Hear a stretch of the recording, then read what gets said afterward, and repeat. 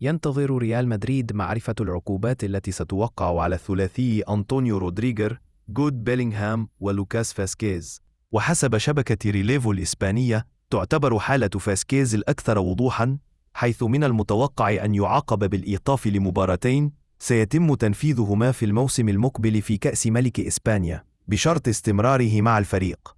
أما بالنسبة لروديغر فقد يواجه عقوبة أكثر قسوة بسبب رميه جسما صلبا نحو الحكم، وهو ما قد يصنف تحت مواد التهديد أو التصرف العنيف مع الحكام، مما يعرضه لإيقاف يتراوح بين 4 و12 مباراة، ما يعني غيابه عن الكلاسيكو.